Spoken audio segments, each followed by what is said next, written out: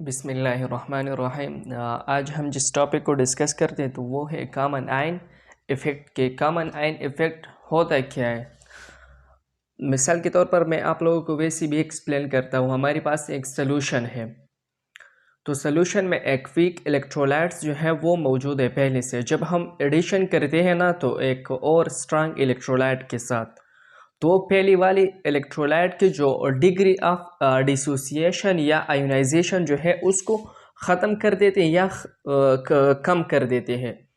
और क्या काम करते हैं, एक कॉमन आयन को प्रोड्यूस करते हैं। So this is called the common ion effect. उस इफेक्ट को हम क्या कहते हैं, कॉमन आयन इफेक्ट कहते हैं। ठीक है, तो चलो स्टार्ट करते हैं कॉमन आयन इफेक्ट। सबसे पहले मैं आप लोगों को यहाँ पर एक एग्जांपल देता हूँ ताकि आप लोगों को इसकी समझने में आसानी आ जाए। मिसाल के तौर पर ये एक कंटेनर है और कंटेनर में यहाँ तक एक सॉल्यूशन मौजूद है एक वीक इलेक्ट्रोलाइट्स का, और जब हम एडिशन करते हैं एक स्ट्रांग इलेक्ट्रोलाइट्स के ज़रिए, स्ट्रांग इलेक्ट्रोलाइट्स, और यहाँ पर पहले से वीक इलेक्ट्रोलाइट्स मौजूद हैं,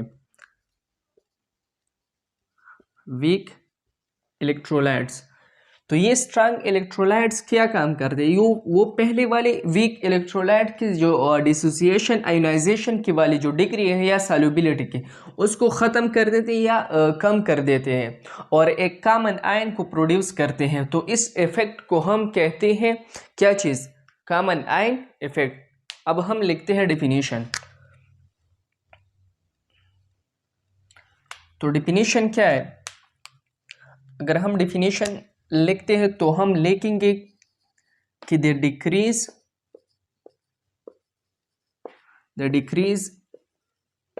इन the solubility,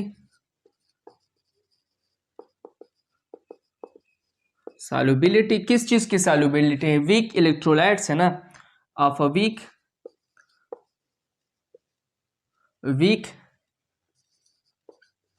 electrolyte in a solution, एक सोल्यूशन में है ना, by the addition of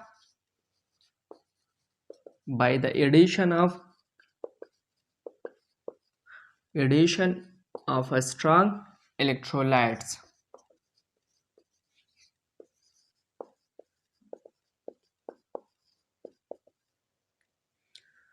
and having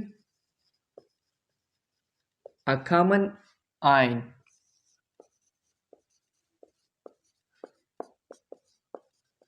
So this is called क्या चीज, this is called the common ion effect. अब एक और भी डिफिनीशन हम लिखते हैं।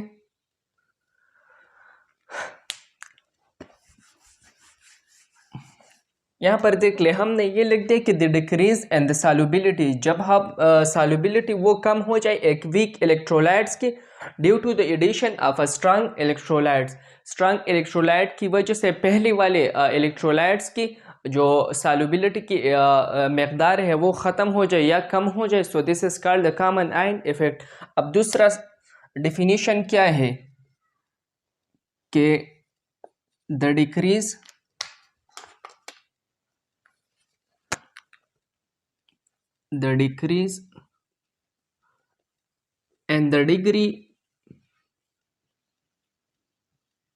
and the degree of ionization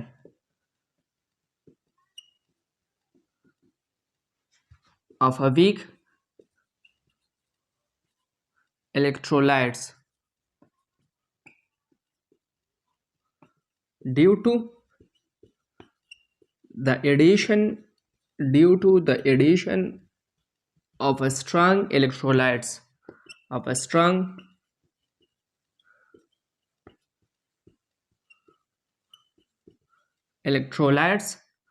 in a solution and are having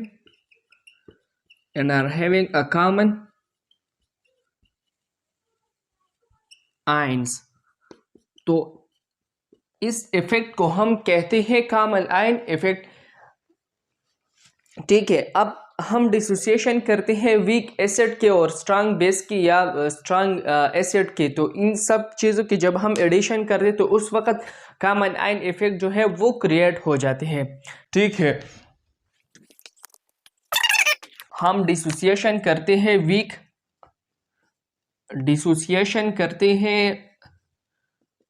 weak acid के, वीक एसिड। सबसे पहले ये नोट कर ले कि वीक एसिड है क्या। तो मिसाल हम लेते हैं एसिटिक एसिड के, एसिटिक एसिड का फार्मूला किसी को याद है कि नहीं?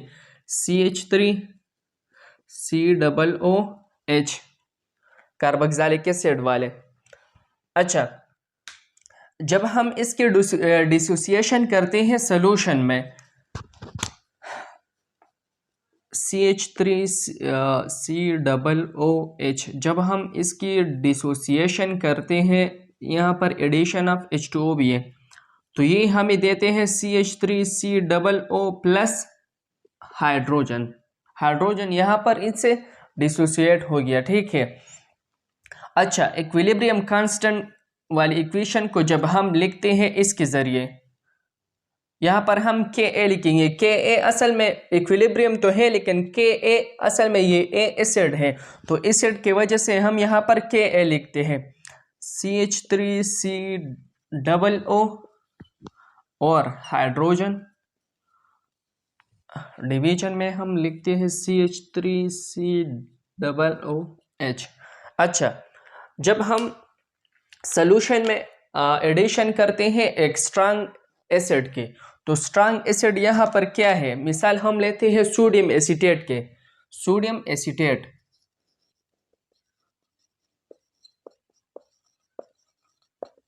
तो सोडियम एसीटेट का जो फार्मूला है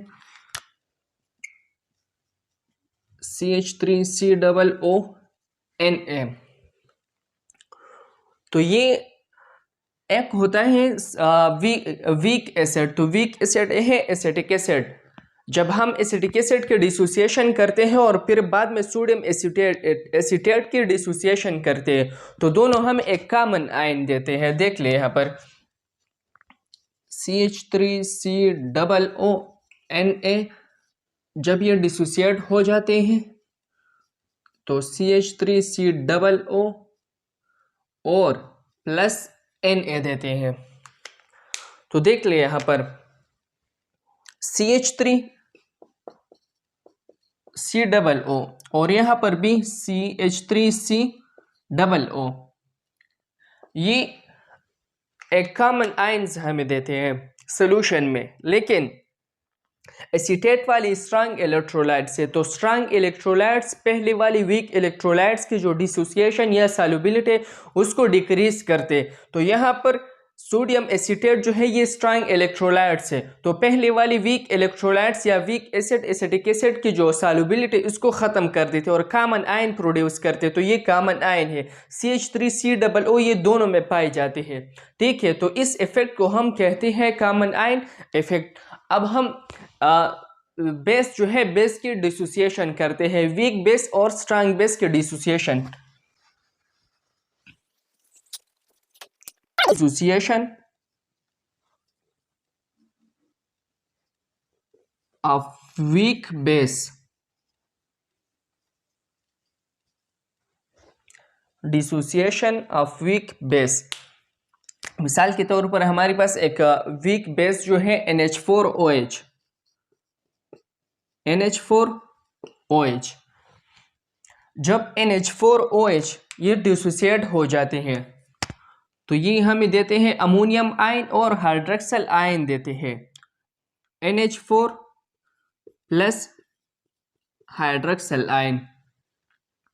अच्छा, जब हम ये इक्विलिब्रियम वाली कंडीशन में लिखते हैं तो हम इस तरह लिखते हैं, product divided by reactant ammonium ion और हाइड्रोक्सिल आयन या hydroxyl group divided by NH4OH। अच्छा, तो ये है एक वीक बेस है। जब हम डिसोसिएशन करते हैं अब स्ट्रांग बेस के, तो स्ट्रांग बेस क्या है? मिसाल हम लेते हैं NH4Cl। NH4Cl की मिसाल हम लेते हैं। जब NH4Cl डिसोसिएट हो जाते हैं तो ये भी हमें देते हैं NH4 अमोनियम आयन देते हैं, अमोनियम आयन प्लस क्लोरीन देते हैं। तो देख ले यहाँ पर वीक बेस जो है जब ये डिसोसिएट हो जाती है और बाद में स्ट्रांग बेस NH4Cl, तो NH4Cl पहली वाली वीक बेस की जो सॉल्युबिलिटी है या डिसोसिएशन है तो उसको डिक्रीज करते हैं और कॉमन आयन प्रोड्यूस करते हैं। तो प्रोड्यूस करने वाली जो कॉमन आयन है तो वो NH4 है, NH4। अब यहाँ पर भी है और यहाँ पर भी है, तो कॉमन आयन यहाँ पर कौन है?